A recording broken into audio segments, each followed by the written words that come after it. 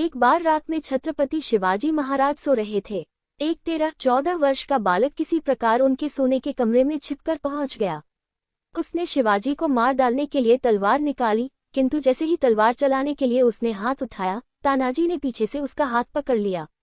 छत्रपति के विश्वासी सेनापति तानाजी ने उस लड़के को पहले ही देख लिया था और वे यह देखने उसके पीछे छिपे आए थे कि वह क्या करना चाहता है।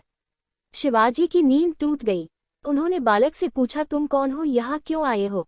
बालक ने कहा, मेरा नाम मालजी है, मैं आपकी हत्या करने आया था। शिवाजी, तुम मुझे क्यों मारना चाहते हो?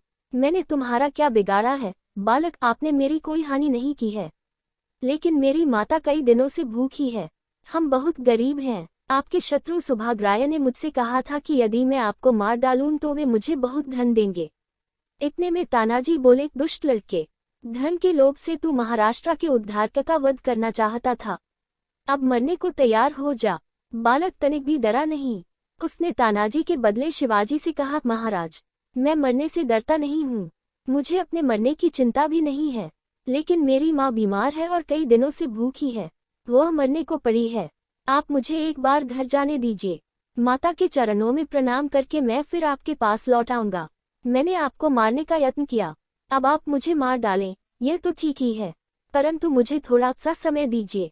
तानाजी ने कहा, तू हमें बातों से धोखा देकर भाग नहीं सकता है। बालक बोला, मैं भागूंगा नहीं, मैं मराठा हूँ, मराठा झूठ नहीं बोलता। शिवाजी ने उसे घर जाने की आज्ञा दे दी। बालक घर गया। दूसरे दिन सवेरे जब छत्रपति महाराज शिवाजी राजदरबार में सिंहासन पर बैठे थे, द्वारपाल ने आकर सूचना दी कि एक बालक महाराज के दर्शन करना चाहता है।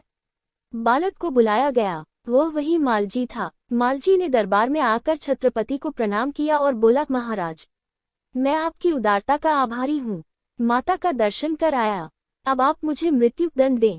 छत्रपति महाराज शिवाजी सिंहासन से उठे। उन्होंने बालक को हृदय से लगा लिया और कहा, यदि तुम्हारे जैसे वीर एवं सच्चे लोगों को प्राण दंड दे दिया जाएगा तो देश में रहेगा कौन? तुम्हारे जैसे बालक ही तो महाराष्ट्र के भूषण हैं। बालक मालजी शिवाजी महाराज की सेना में नियुक्त हो गया। छत्रपति ने उसकी माता की चिकित्सा के लिए राजवैद्य को भेजा और बहुत सा धन उसे उपहार में दिया। तो दोस्तों, यह थी शिवाजी महाराज की कहानी। हम आशा करते हैं कि आपको शिवाजी महाराज की कहानी पसंद आई होगी। धन्यवाद।